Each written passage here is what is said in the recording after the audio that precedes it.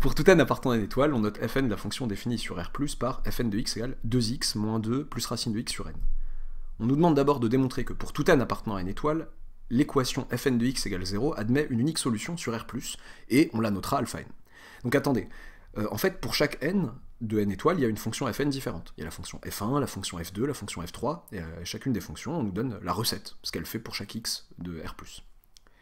Donc on nous demande en 1 de montrer que pour tout n appartenant à une étoile, cette équation d'inconnu x, du coup, admet une unique solution sur R+, et qu'on notera alpha n cette solution, très bien. On nous demande ensuite de justifier que pour tout n appartenant à une étoile, alpha n est strictement compris entre 0 et 1, puis de démontrer que pour tout n appartenant à une étoile, fn de alpha n plus 1 strictement positif, donc fn, la fonction fn appliquée au alpha n plus 1, qui est l'unique solution de l'équation fn plus 1 de x égale 0, donc c'est ce alpha n plus 1 là, fn de ce machin là est strictement positif, il faut montrer ça. Ensuite, on nous demande de montrer que alpha n est croissante, la suite, alpha n, donc vous voyez là ce qui est marrant c'est que on fait varier les n quoi, puis que cette suite est convergente. Puis, on nous demande de démontrer que pour tout n appartenant à une étoile, alpha n est égal à 1 moins racine de alpha n sur 2n. Et enfin, on nous demande de déterminer la limite de alpha n. La suite alpha n, c'est ce qu'on appelle une suite implicite. Elle n'est pas définie de manière explicite, on n'a pas une formule exacte. Pour tout n, alpha n égale quelque chose en fonction de n. Elle n'est même pas définie par récurrence. Il n'y a pas une recette simple du genre alpha n plus 1 égale quelque chose en fonction d'alpha n, par exemple. Elle est définie, chacun des termes est défini comme étant l'unique solution d'une équation, machin. Et ça qui est assez beau dans cet exercice, donc de présenter, dès la terminale, une suite implicite, et je trouve ça pas mal du tout. Et vous pouvez vous donner, alors j'ai pas compté, alors si je compte un peu large, 15, franchement, entre 1 heure et 1 heure et demie de... Ouais, c'est un peu vague comme fourchette, mais entre 1 heure et 1 heure et demie de réflexion avant de regarder la correction. Pourquoi je mets cette fourchette si en 1 heure vous avez pensé avoir tout trouvé, regardez la correction, et si à 1 heure et quart vous n'y êtes pas encore et que vous voulez continuer, n'hésitez pas à continuer. Je trouve que c'est pas mal. C'est parti, correction. Démontrer que pour tout n appartenant à une étoile, l'équation fn de x admet une unique solution sur R+. Bon, je vais commencer tranquillement déjà par fixer n appartenant à n étoile, soit n appartenant à n étoile. Et on va travailler sur la fonction fn. Bon, est-ce que c'est pas téléphoné comme énoncé, on va dire, en terminale. Bon, ça veut pas dire qu'il faut tout de suite, sans réfléchir, penser à ça, mais... qu'est-ce que j'ai comme théorème qui me permettent de... Donc, soit j'essaye de résoudre l'équation qui est là d'inconnu x, ça me semble un peu compliqué, il y a le x et le racine de x tout seul, là, chacun, égale 0, pardon, l'équation ça égale 0, je veux dire. Soit j'essaye d'invoquer un théorème d'existence et d'unicité, donc vous en connaissez un qui est le TVI, et son corollaire qui donne l'unicité de la solution avec une hypothèse supplémentaire. Je vais peut-être utiliser ça du coup. Donc sur R+, c'est 0 fermé plus l'infini. D'accord. Je vais essayer de voir ce que je peux dire sur Fn, pour pouvoir appliquer le corollaire du TVI à Fn sur 0 fermé plus l'infini. Donc, déjà je vais leur dire quoi? Eh bien, Fn, alors, moi j'aimerais quoi? Alors, essayons de réfléchir un peu. J'aimerais ses variations, j'aimerais la continuité. Sauf que dans la continuité, souvent, ce qu'on invoque, c'est, on vous dit souvent, continu car dérivable, parce que vous avez parlé de la dérivabilité avant. Et la dérivabilité sert à quoi? Elle sert à avoir les variations. Donc on pourrait justifier la dérivabilité de Fn, la dériver, pour avoir ces variations, mais je vais pas faire ça, là. Parce qu'en fait, les variations, là, on est dans une situation relativement simple, où j'ai une fonction croissante, la fonction qui a x associe ça est croissante, c'est une fonction affine de coefficient directeur strictement positif, donc même strictement croissante, et une autre fonction croissante, strictement, qui est la fonction racine divisée par une constante positive. Et une somme de deux fonctions strictement croissantes, c'est strictement croissant. Donc, pas besoin de la dériver, mais si vous voulez la dériver et voir que la dérivée est positive, il n'y a pas de problème. Donc je vais plutôt parler, je vais toujours parler de la première hypothèse qui est la continuité, donc je vais dire Fn est continu sur R+, donc 0 fermé plus l'infini, par somme de telle fonction, somme de deux fonctions continues, une fonction affine et la fonction racine divisée par une constante strictement positive, non nulle en tout cas. Ok. De plus, Fn est strictement croissante. Hop.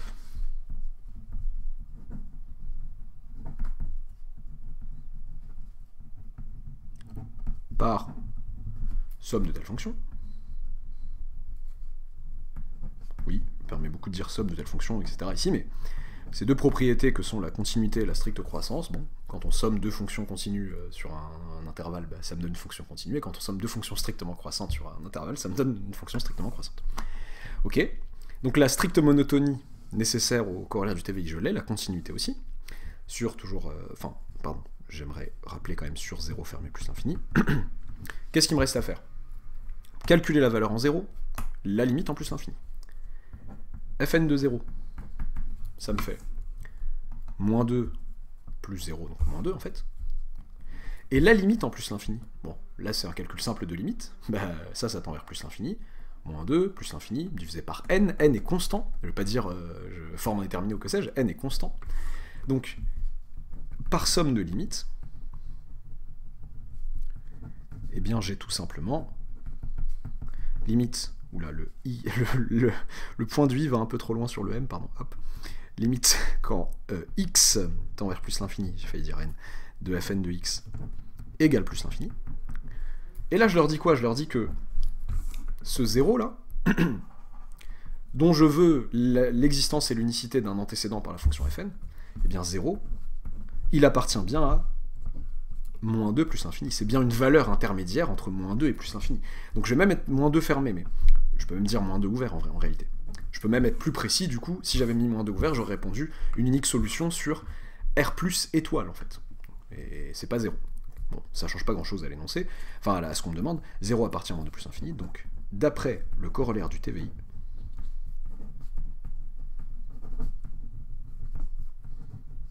du théorème des valeurs intermédiaires, l'équation, oula, ça va faire un focus bizarre, fn de x égale 0, admet une unique solution. Bon, l'énoncé décide de l'appeler alpha n, oui, parce que ça dépend de n, ça dépend de la fonction fn, du n que j'ai pris, une unique solution alpha n appartenant à R+, 0 fermé plus l'infini. Ok. Hop, pas de couleur aujourd'hui, tant pis. Justifier que pour tout n appartenant à une étoile, alpha n est strictement compris entre 0 et 1. Bon. Comment faire? Alpha n, c'est le moment, c'est le moment où, c'est l'abscisse pour laquelle fn va s'annuler. C'est le x pour lequel fn de x est nul. Il n'y en a qu'un seul. Donc pour montrer que alpha n est strictement compris entre 0 et 1, il suffit de montrer que fn de 0 et fn de 1 sont de signes opposés, de telle sorte que l'annulation intervienne entre les deux. Fn de 0, on l'a déjà calculé. Pour tout n appartenant à l'étoile, fn de 0, ça nous fait, on a dit, moins 2. Et fn de 1, je calcule fn de 1, je remplace bien x par 1, ça me fait 2 moins 2, 0, plus racine de 1, donc 1 sur n. Qu'est-ce qu'on a là? On a moins 2, plus petit que 0, et 1 sur n qui est plus grand que 0. Donc fn de 0 est plus petit que 0, qui est plus petit que fn de 1. Ouais, mais c'est qui 0 là? Le 0 du milieu. C'est fn de alpha n. C'est-à-dire que fn de 0, plus petit que fn de alpha n, plus petit que fn de 1, et alors? Et alors, fn est strictement croissante sur R+.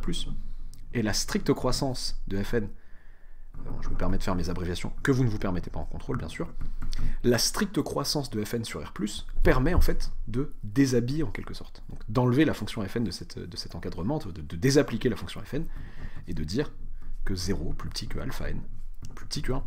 Boum. Voilà qui est sympathique. J'ai perdu la question d'après. La question d'après, c'était de démontrer que pour tout n appartenant à une étoile, fn de alpha n plus 1 est strictement plus grand que 0. Ah, qu'est-ce que c'est que cette histoire? Fn de alpha n plus 1. Qu'est-ce que je sais sur fn de alpha n plus 1? Pas grand-chose. Moi, je sais que fn plus 1 de alpha n plus 1 est égal à 0. Mais qu'est-ce que c'est que cette histoire de fn de alpha n plus 1? C'est-à-dire que, donc, si j'applique fn plus 1, mais c'est qui fn plus 1? Donc, sa fonction qui a x s'associe 2x moins 2 plus racine de x sur n plus 1. Donc, 2 alpha n plus 1 moins 2 plus alpha n plus 1 à la racine, je pense, sur n plus 1, cette chose est égale à 0. Si je dis pas de bêtises. Ok. Et moi, je veux savoir quelque chose sur fn de alpha n plus 1. Fn de alpha n plus 1, c'est 2 alpha n plus 1, moins 2, plus racine de alpha n plus 1 sur n. Ah, donc c'est quasiment la même chose, sauf que je divise par n au lieu de diviser par n plus 1. Oui, mais c'est quoi la différence du coup entre les deux? Donc fn de alpha n plus 1 moins fn plus 1 de alpha n plus 1, par exemple. La différence dans ce sens-là. Donc c'est ça, moins ça. Bah, il reste plus que racine de alpha n plus 1, facteur de 1 sur n, moins 1 sur n plus 1. Oui, mais 1 sur n, c'est strictement plus grand que 1 sur n plus 1. Par stricte décroissance de la fonction inverse sur R plus étoile. Comme n plus 1 est plus grand que n, 1 sur n est strictement plus grand que 1 sur n plus 1. Donc, 1 sur n moins 1 sur n plus 1 est strictement positif. Et racine de alpha n plus 1 aussi est strictement positif. Les alpha n sont toujours tous strictement compris entre 0 et 1. Ok? Donc, pardon, cette quantité est strictement positive. Fn de alpha n plus 1 moins fn plus 1 de alpha n plus 1 est strictement positive. Mais ça, c'est 0, ça, fn plus 1 de alpha n plus 1. On a prouvé que, quel que soit n appartenant à n étoiles, fn de alpha n plus 1, zut, le 0 qui vient là, il me dérange, est strictement positif.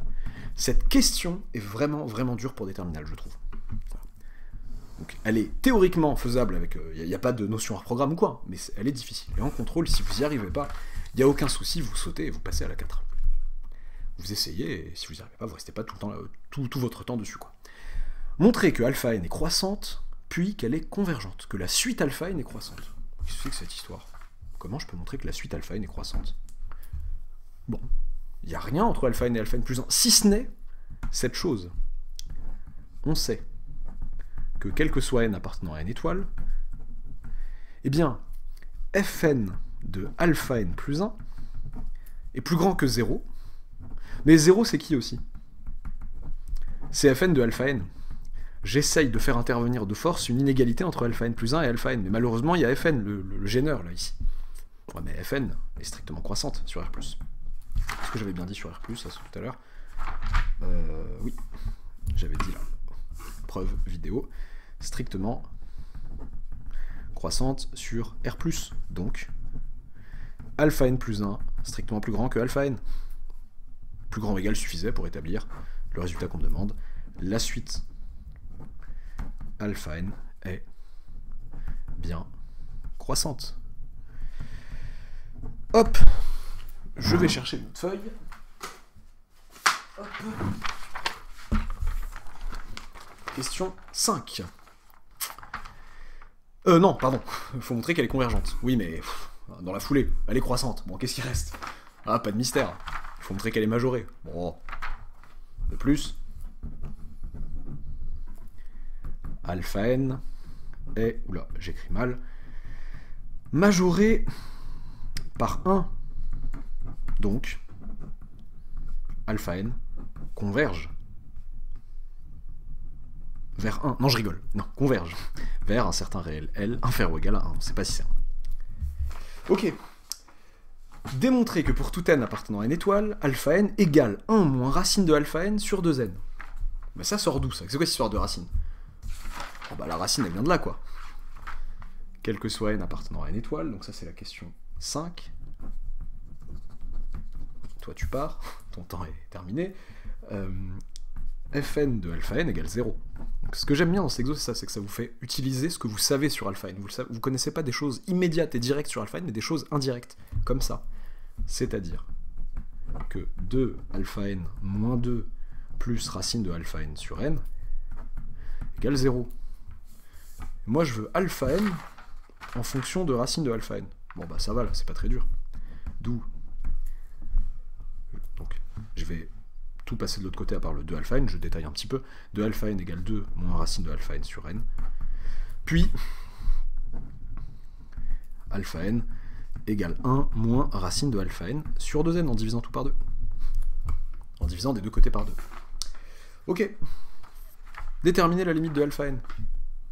On est bien d'accord qu'à ce stade de l'exercice, on sait que alpha n converge. Parce qu'on l'a prouvé en question 4. Vers un certain réel L. Ok. Que dire? Qu'est-ce que je peux utiliser là pour connaître ce réel L? Bon. Cette égalité peut-être. On va regarder cette égalité, on va passer à la limite dans les deux membres de l'égalité. Limite, quand n tend vers plus l'infini de alpha n égale L. D'une part. D'autre part, alors on va y aller par étapes. La limite, quand n tend vers plus l'infini, de racine de alpha n. Donc L, c'est un réel certes, mais j'ai oublié, enfin j'ai envie de passer à la racine, qui est même entre 0 et 1, puisque quel que soit n appartenant à n étoile, alpha n est strictement compris entre 0 et 1. Donc limite de racine de alpha n, c'est racine de L. Par continuité de la racine, de la fonction racine, sur R+.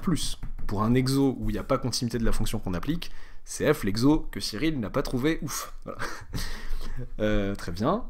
Donc, par quotient de limite, eh bien la limite quand n tend vers plus l'infini de racine de alpha n sur 2n, c'est racine, enfin là en haut ça tend vers racine de L et en bas ça tend vers plus l'infini, donc c'est 0. Et donc le membre de droite, vers quoi il tend de cette égalité? Eh bien il tend vers 1. Donc si le membre de gauche tend vers L et que le membre de droite tend vers 1 et que les deux membres sont égaux, par unicité de la limite, on établit que la limite de ma suite alpha n c'est 1.